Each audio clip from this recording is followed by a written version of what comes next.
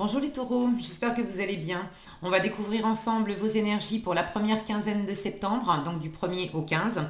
Gardez bien à l'esprit que ce sont des énergies générales, c'est comme une sorte de météo et vous seuls décidez de ce que vous en faites. Prenez uniquement ce qui résonne pour vous dans ce tirage et le reste vous laissez. Je vous invite également à consulter les vidéos de votre ascendant et des autres signes de votre thème astral pour compléter ces informations. Ici, l'énergie avec laquelle vous entrez dans cette première quinzaine, ce que vous voulez pour ça me perturbe. J'ai toujours mon même petit discours avec les semaines. Là, je m'emmène les pinceaux. Donc, ce que vous voulez pendant cette première quinzaine, comment vous vous sentez, la force qui vous soutient, le challenge à relever et le résultat. Voilà, où est-ce que vous en êtes à peu près en milieu de mois. Et un message conseil pour finir. Voilà, je suis arrivée au bout de mon petit laïus. On va y arriver. Les jeux utilisés, le tarot, c'est le Britz Third Eye Tarot. Et l'oracle s'est communiqué avec son ange gardien. Alors, c'est parti. Vous avez le 7 d'épée, le 4 de coupe, le 5 de denier, le 5 de coupe, le chariot et la reine d'épée. Bon. Je ne vais pas vous la faire à l'envers, les taureaux, vous avez des énergies qui sont pas... On n'est pas dans une quinzaine super top fun. Maintenant, ce que je vois qui est bien, cette reine d'épée là, en résultat de votre quinzaine, et puis ce chariot, alors même si vous l'avez en challenge, vous surmontez quelque chose pour certains, d'insécurisant, de difficile. Ça peut être pour certains, vous avez perdu un boulot, vous avez posé votre démission, vous ne savez pas exactement comment composer dans la matière, il y a des insécurités financières. Pour d'autres, il y a une situation qui implique de la séparation, qui implique... une situation où on vous a aussi peut-être trompé, trahi, meurtri, planté des couteaux dans le dos. Ça va pas s'exprimer de la même façon pour tout le monde, c'est un tirage général, donc pour certains, c'est quand même un truc un peu lourd, on n'a pas été cool avec vous, vous êtes dans une situation qui est pas facile, mais moi ce que je vois, c'est de la résilience dans votre tirage. Cette reine d'épée, c'est la veuve, la divorcée du tarot, c'est celle qui a connu des revers, des échecs, des séparations, des pertes, mais ça lui a pas... ça lui a pas enlevé de force, au contraire, ça lui a donné beaucoup de discernement, ça lui a donné beaucoup de force, elle se relève, elle apprend, elle a cette capacité vraiment à se remettre en selle. C'est le mot d'ordre qui me revient, résilience, résilience. Donc c'est plutôt pour moi un chouette tirage. Je ne suis pas en train de vous dire que ça va être le Club Med, voilà, parce qu'évidemment, qui dit résilience, dit à la base, il y a un truc qui est pas cool, quoi, qui est inconfortable. Bon, pour certains, je vous disais, c'est vraiment compliqué, ça a été difficile comme épreuve. Pour d'autres, c'est pas si énorme comme épreuve. Maintenant, il y a un impact émotionnellement, ça vous a touché, vous vous êtes senti... on peut se sentir trahi, blessé par l'environnement sans pour autant avoir réellement été trompé, trahi, blessé, etc. Mais il y a une corde sensible qui s'est activée. Ce qui est sûr, c'est que là, j'ai une ligne. Le 7 d'épée me parle de ruse, de malhonnêteté, de tromperie, de trahison, si c'est pas effectif, c'est une sensation. Une sensation que bon, qu'on est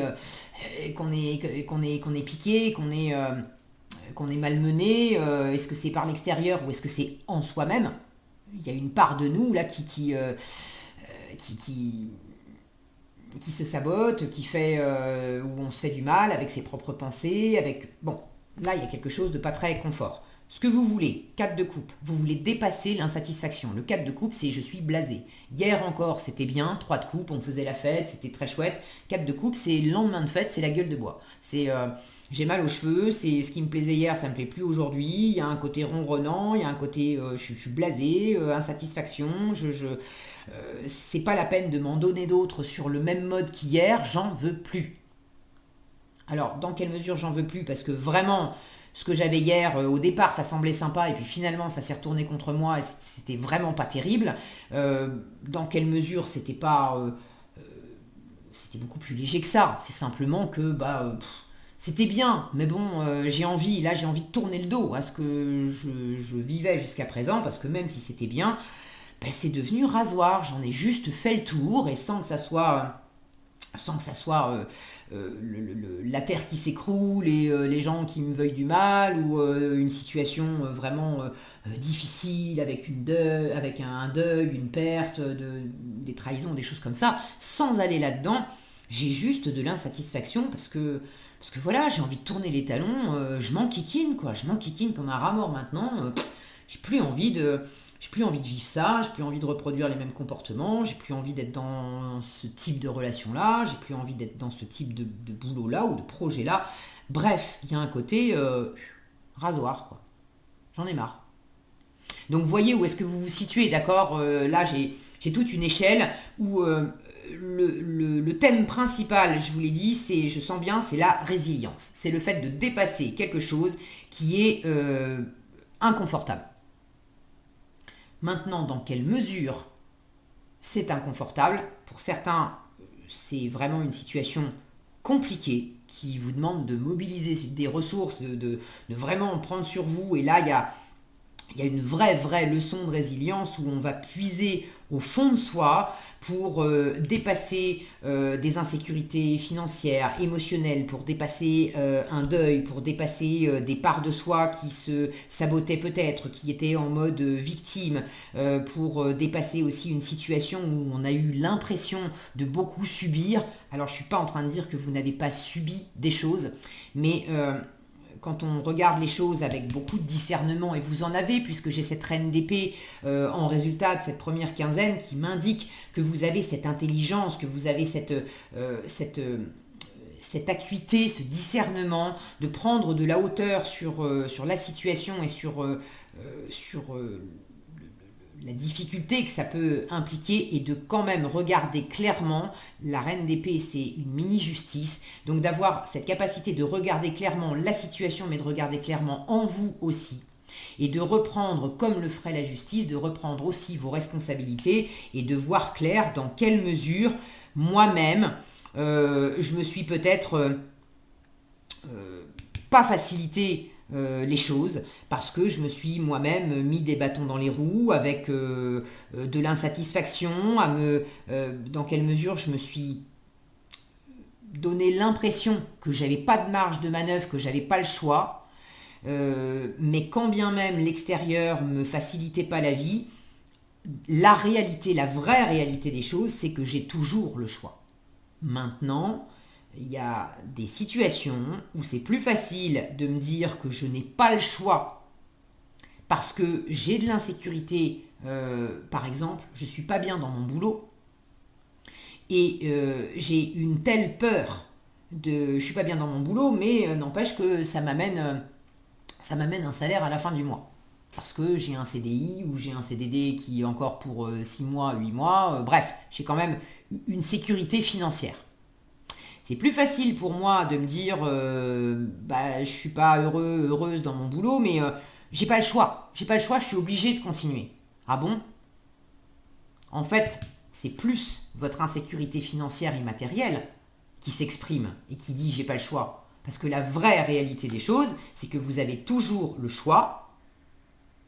Et si vous regardez les choses avec plus de hauteur et de discernement, vous verrez que la part de vous qui a peur de manquer, qui a peur de donner sa démission et de ne pas retrouver un autre travail et de manquer d'argent, cette part-là vous fait croire que vous n'avez pas le choix. Mais vous avez le choix, vous pouvez très bien prendre la décision d'aller de l'avant, de bouger. Alors c'est difficile pour vous, vous l'avez en challenge, le chariot. Dans quelle mesure c'est vous qui avez du mal à bouger, à enclencher du mouvement, à être optimiste aussi avec le chariot pour aller de l'avant, pour vraiment réaliser vos rêves, pour vous dire je peux le faire.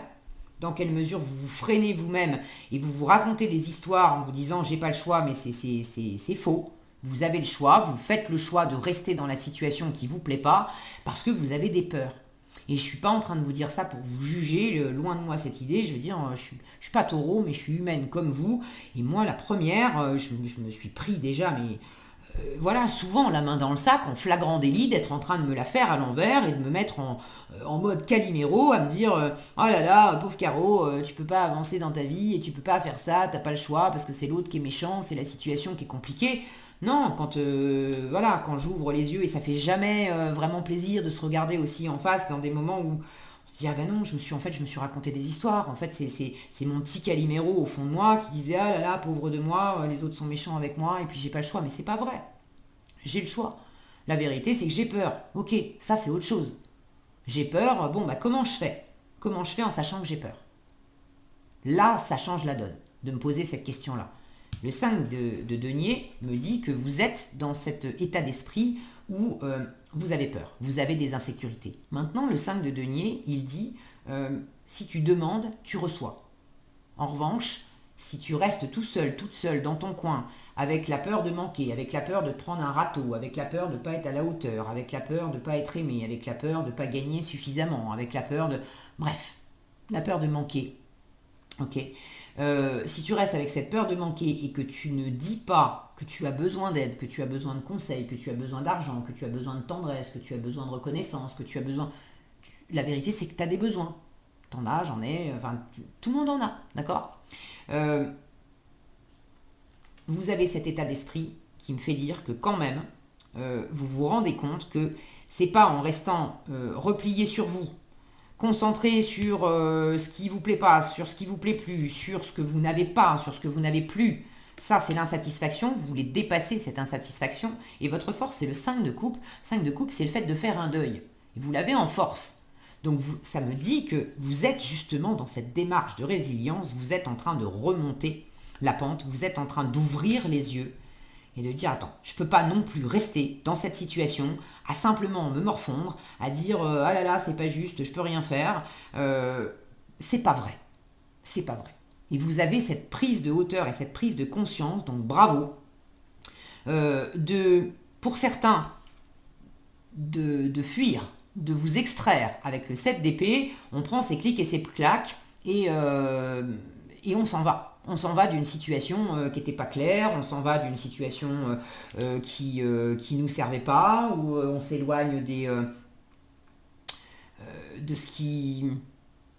Là, clairement, vous vous éloignez des insatisfactions. Alors oui, ça vous amène dans de l'insécurité, mais vous avez en force cette capacité à dire, bon, de toute façon, là, il y a quelque chose qui n'était pas porteur. Est-ce que ça venait de moi ? Et je suis en train de m'éloigner de mon propre schéma de Calimero, de victime mode, où j'ai l'impression que je suis... voilà, j'ai pas de marge de manœuvre. Je me rends compte que c'est faux et je prends les choses différemment. Au lieu de me concentrer sur ce que j'ai pas, sur ce que j'ai plus, sur ce qui marche pas, bref, sur les énergies qui me tirent vers le bas, je commence à m'apercevoir qu'il y a des choses. Là, il y a une coupe qui est pleine dans l'environnement de cette jeune fille, sauf que pour l'instant, tant qu'elle est focalisée sur les couples qui ont la tête à l'envers, là, qui n'existent pas, qui n'existent plus, qu'on a perdu, elle ne peut pas voir ce qui est à sa portée. Mais vous l'avez en force, donc ça me dit que vous êtes en train de switcher là. Et vous êtes en train de vous concentrer sur si j'ai perdu quelque chose, je ne l'ai pas demandé, mais j'ai perdu quelque chose ou quelqu'un, je me rends compte que finalement c'est un mal pour un bien. Ça m'insécurise, ça me plaît pas nécessairement, j'ai de l'insatisfaction là-dedans, j'ai peut-être même un vrai deuil à faire, hein. Je suis peut-être triste, je suis peut-être en colère, je suis peut-être déçu, bon, j'ai besoin de composer avec toutes ces émotions-là, mais je me rends compte que c'est un mal pour un bien. Là, j'ai vraiment ce discernement, et cette reine d'épée, en résultat, elle me dit, c'est bon, je relève la tête, je me redresse, je vais m'en remettre. Même si ça m'atteint quand même un peu dans ma confiance et dans ma capacité à aller de l'avant, le chariot, normalement, il est plein de confiance, il est plein d'optimisme, il bouge, et puis il a vraiment une idée claire de l'objectif qu'il vise. Vous êtes davantage pour l'instant, vous êtes plus dans le mode je m'extrais de ce qui ne me convient pas. Je m'extrais de ce qui ne me convient pas, ou je suis en train de m'adapter au fait d'avoir perdu Je ne l'avais pas demandé, mais ça s'est fait comme ça, d'avoir perdu quelque chose qui de toute façon ne me convenait pas. Donc là, j'ai quand même un mal pour un bien, je suis en train de m'en remettre, je sais ce que je veux pas, ce que je veux plus, ce qui m'insécurise, etc. Je suis en train de me redresser de tout ça. Maintenant, je ne sais pas encore exactement vers qui, vers quoi je vais me tourner demain. Une chose après l'autre. Ok ? Donc c'est un peu challengeant pour vous. Maintenant, c'est un processus. Ok, cette reine d'épée, je suis très contente vraiment de la voir en résultat de votre première quinzaine parce qu'elle me dit que si vous avez une décision à prendre, vous la prenez. S'il y a des choses qui n'étaient pas claires, ça s'éclaircit. Si vous aviez le moral dans les chaussettes avec un côté apathique, à pas bouger, là on se redresse. J'ai quand même une volonté d'action, une pensée juste, si vous avez quelque chose à dire aussi pour dire je suis pas d'accord, je suis triste, je suis en colère, tu te comportes pas comme ça avec moi, j'ai besoin. J'ai besoin d'amour, j'ai besoin de reconnaissance, j'ai besoin d'un conseil, j'ai besoin de ceci, j'ai besoin de cela. La reine d'épée, elle n'a pas la langue dans sa poche. Elle ne va pas tourner autour du pot pendant 107 ans pour dire j'ai besoin, j'ai envie, je ne suis pas d'accord, ça oui, ça non. Ok. Donc vraiment, je suis très contente de voir cette reine d'épée dans cette position-là. Pour ceux qui... le chariot peut me parler de mouvement physique. Pour ceux qui justement voulaient non seulement quitter quelque chose, quelqu'un, mais veulent enclencher du mouvement physique, peut-être déménager ou bon. Vous l'avez en challenge, donc ça m'indique que ça va être un peu compliqué début septembre de bouger complètement ou d'arriver à peut-être décider. Peut-être que c'est vous qui avez besoin de décider, de bouger, de déménager. Bon, c'est le mouvement en lui-même est un peu contrarié. Est-ce que véritablement vous n'allez pas bouger du tout? Ou est-ce que vous n'allez pas pouvoir bouger autant que vous aimeriez? Bon, vous me direz dans les commentaires, ok? C'est sûr que c'est pas un plein mouvement, c'est pas une pleine réussite, mais pour moi ça va dans le bon sens. Il y a quelque chose de toute façon il y a quelque chose à guérir, il y a quelque chose à dépasser. Et les 5, vous en avez deux. Les 5, c'est des énergies charnières. On est dans un entre-deux où on a besoin aussi on est en train de dépasser quelque chose. Là, c'est la chenille qui se transforme en papillon. Là, on est en train il y a cet effort. Il faut que les ailes du papillon soient suffisamment fortes pour briser le cocon. Et c'est justement dans cet effort de briser le cocon que ça renforce les ailes, que ça donne cette fameuse résilience où on peut se redresser et au final on en sort grandi, on en sort vraiment aguerri de cette situation. Donc c'est ça qui est en train de s'exprimer pendant ce début septembre. Donc c'est tout bénéfice pour vous et évidemment c'est pas aussi vif et rapide. Un papillon ne sort pas de sa chrysalide comme ça en un claquement de doigts. C'est un processus qui prend un peu de temps.